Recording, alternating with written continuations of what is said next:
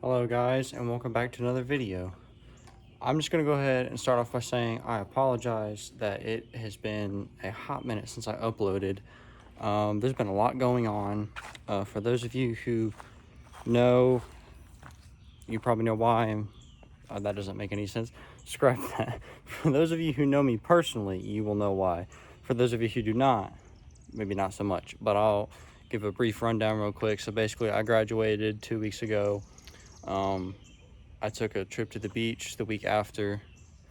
I thought about taking my car down to the beach and filming some good content down there, but that is where I hit a snag in my plan. We're back here with the car right now, but the issue was I had noticed a little bit ago on my two front tires, or two front wheels, that I had some serious camber going on. If you don't know what that is, it basically means your wheels are tilting in. So it almost made it look like my car was stanced. It's not. I don't personally like the stance look. I'm not trying to go for that, especially on a Mustang. So I was like, I couldn't deal with that. So that happened, and then it's kind of been like that for a while, and I never paid too much attention to it, but I finally was like, you know what, I better get this fixed. And so I decided to get up underneath the car one day, and for those of you who may not know, when you have camber issues like that, sometimes it's an alignment issue, and I actually went and got it realigned, and it did not fix it. So the second step after that, at least in my experience, is the ball joints. If you have camber and you've got an alignment and it still hasn't fixed it, sometimes it could be the ball joints. So I got underneath my car, checked my ball joints. Turns out my bushings were like completely cracked and in terrible shape. You can't see them from here, but all my fluid was gone out of them, and it actually made my car start creaking really badly when I would turn or go over a bump or anything. So the day I graduated, the day I graduated, but the day before I left for the beach, I dropped my car off at my mechanics, and the hope was, he can get it fixed while I'm gone the week, and I have it back when I get back. And that did happen to be the case. But while he was under there, he said, I'm not trying to force you to do anything, but your tie rods aren't looking too good. And I said, yeah, to be honest, I kind of expected that. My car has 122,000 miles on it. It's the original tie rods. It's the whole original front end. So I was like, yeah, I wasn't that surprised. So I went ahead and had him do the ball joints and the tie rods. And then I, of course, had it realigned and also had new brake pads put on. The brake pads aren't that big of a deal. Anyway, so the second issue I ran into is on my way home from graduation, I was listening. Okay, let me back up. For those of you who don't know, I have two 12-inch subs in my trunk. And on the way back from my graduation, I was listening to music at a normal volume. My subs can go pretty loud. I did not have them anywhere near as loud as they can go, or as loud as I've had them before. They were at a very safe level. But I heard like a crackle, and the subs stopped working. So as you can imagine, I was freaking out. I was like, these two 12-inch subs better not have blown. I was not playing it that loud. I wasn't even playing it loud again, like at all. And they're expensive. I was like, it better not be the speakers. So I get home, I get in the back, and you probably can't see it from here. Actually, I know you can't see it from here, but on my back seats like fold down. And here, I'll just show you guys.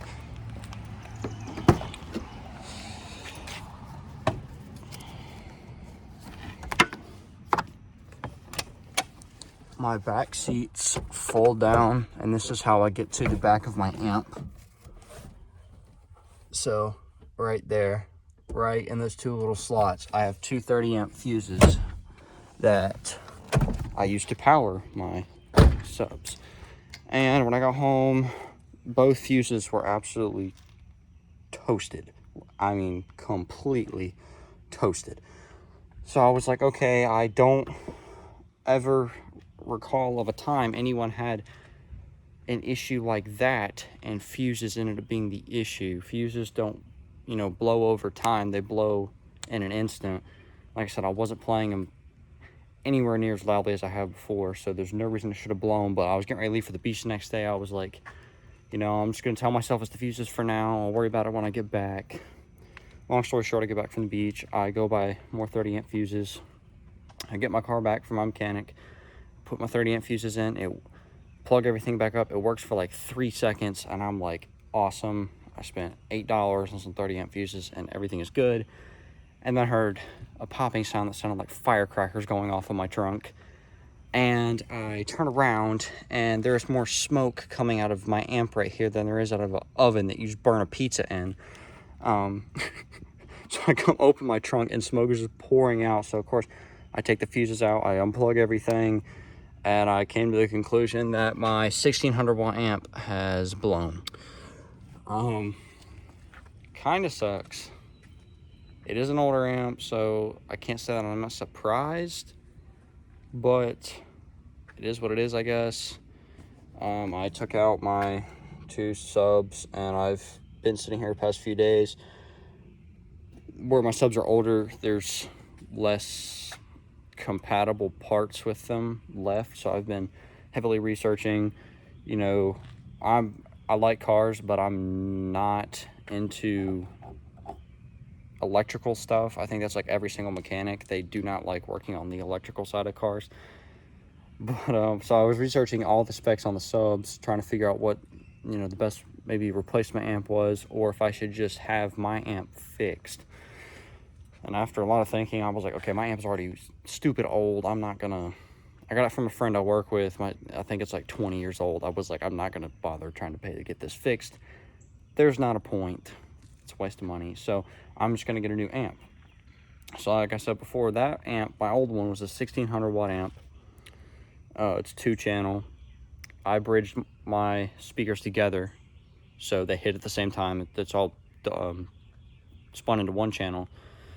And if we make our way over into the garage, I actually purchased another amp, and it actually came in the mail today.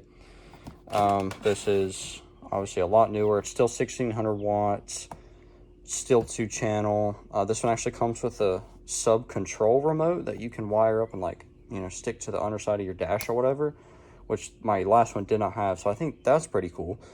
Also has it says it has a bass boost toggle like button thing, so I'm not, I mean, I know all these amps and stuff, you can, like, there's a, you know, a knob on the side where you can turn up how hard or soft the bass hits each time. Like my current amp, I'll show you guys here, has all that stuff. It has all those, you know, settings that you can mess with. But when I got that one, it didn't say that on the box, so I'm not sure if there's like, you know, an added on feature onto that one that wasn't on this one. But anyway, I've gone back and forth on whether I should make a video of me installing this amp, just because let me put it this way. I don't make videos on things I don't know too much about. Like, for example, the other day, my buddy asked me to help, he wanted me to wire speakers in his car, because he got some new speakers to replace his factory ones. And I thought about, you know, making a video about that. Turned out being a 4-hour project because I had to take the back half of his car apart to get to everything. But I figured out what I was doing. You know, I know the basics, but like I said, I don't know for sure. And I seriously doubted you guys wanted to sit there and watch me sit in my driveway and, like, figure out for a couple hours to make sure I'm doing everything right. I'd rather, you know what I'm doing, so I can maybe provide a little bit of knowledge, you know, maybe directional instruction on maybe if you have a similar issue, what to do. And I don't know entirely how to do that, so it's just something I'm gonna kind of have to figure out. I'm not exactly even entirely sure if I got the right amp, you know, because when you're having to, at first I thought when you get an amp, you're just measuring the watts, which is how much power each speaker puts out. So, like, for example, I have 2 12-inch subwoofers. Each one puts out 550 watts of power, so that's 1100 watts total. So to me, that means, at least if I'm correct, that you need at least an 1100 watt amp. Now, obviously, if you get an amp that is putting out too little power or too much power, you're going to blow your speakers or your amp or both, or it's just not good. So I didn't want to go 1100 right on the line, and I didn't want to go stupid high, so I said, okay, I'm just going to get the same exact watt I had before, because it worked well for, heck, I had this in here for a year. Like I said, it was a 20-year-old amp, so I don't think rough usage of it was the reason that it blew. It's probably the age. But anyway, when you're getting an amp, not only do you have to measure watts, you have to measure like ohms, which is how powerful, if I'm correct. If I'm incorrect, feel free to correct me in the comments. But it's ohm, you got to figure out the ohms, which is how powerful of a connection you can get, which can make the speakers more powerful. So like, for example, my new amp over there is supportive of 2 ohms. And the lower the ohms, the more power it can give to the speakers. You have to measure like impedance, which is like the speed in which it's getting the signal. I'm not 100% sure. Like I said, I'm not very educated on wiring in this area. I'm just telling you what I know and what I think I found out, or what I found out and what I think I know. So with that being said, if you want to see me make a video of the wiring process, you can drop it in the comments, and I may consider doing that. When I wired these subs up last summer, I had, like I said, I got them from a buddy at work. I made the box, but I got the speakers and the amp from a buddy at work, and he actually helped me wire them up. We took, an hour, maybe 2. I don't think it was 2 hours quite, but something like that, and got everything working. But I also got a new head unit for my dash. Like, I took my old radio and put in a new one, so that, that took half the time right there. I'm fairly confident this amp is something I could do myself, but he knows a lot more about it than I do. Like I said, I'm not even sure if I got the right amp, because before anyone in the comments says we could just looked at the amp you had, bought a replica. I actually tried looking up the model amp that I already have, and it's so old that it's been discontinued because nothing supports it anymore, and they like took all info about it off. So I have no idea the specs of the amp other than the watts. Like, that's about it. So yeah, the new amp was $100. I was like, I thought I was pretty lucky to find an amp of that power for that little of a price. So I was like, okay, just gonna roll the dice, see what happens. I hope I don't blow anything up. If I do, it's gonna suck. So again, I apologize. It's been so long since I've uploaded a video. I got, I work full-time during the summer. I got a couple of side hustles I do. Like I said, I was at the beach for a week. I just graduated. I'm by no means trying to make excuses. I don't want to keep filming things that are not film worthy, because I don't want to be that YouTuber that just does boring, basically talk show videos. And before anyone says it, yes, I know most times I'm just standing here in my driveway telling you things. But, I'm doing the best I can with what I have at the moment. Like I said, maybe last video or video before, I am going to Mustang Week this year.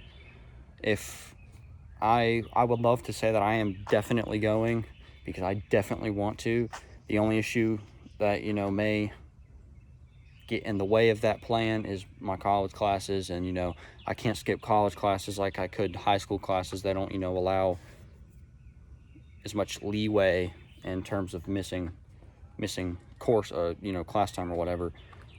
But if I can get that situated and worked out, I am definitely going. I am going to take the car. If I go and don't take my car, there's no point in me going. But yeah, that's about all that's been happening. So again, I apologize if you think this content is boring. I'm trying to find things that are content worthy to share with you guys. I don't want to be boring, but just I'm trying to keep this as a car YouTube channel. I've had some other people, you know, bring to my attention other things that they think I'm good at, you know, I could add to the channel or whatever. And I've kind of gathered a little bit of an audience based on car stuff. So I don't want to just, you know, jump to something completely else. I'm trying to keep it car based. I'm trying to keep you guys updated with things that are interesting. I'm sorry if you don't like seeing me standing here talking. I kind of jumped on the YouTube wagon a little bit late, because I bought my car and instantly started, you know, working on it, changing things up, and then just about the time I finished my car is when I started my channel. So, you know, that's my bad. I definitely realize now I should have thought to start a YouTube channel right when I got the car so you could see the progression, so on and so forth.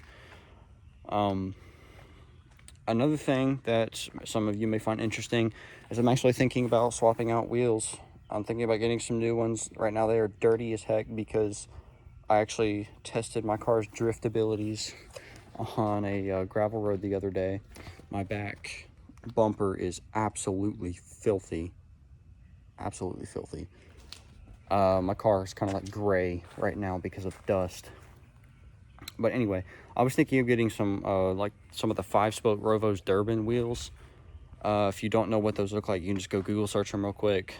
Like I said, 5-spoke, and I'm going back and forth between getting like a gloss black and completely having the car blacked out, or going with like a gunmetal gray, because I love the gunmetal gray.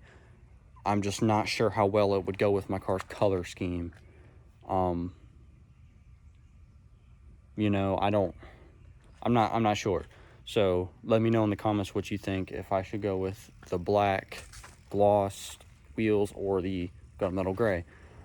Other than that, I will see you guys in the next upload. Thanks for watching.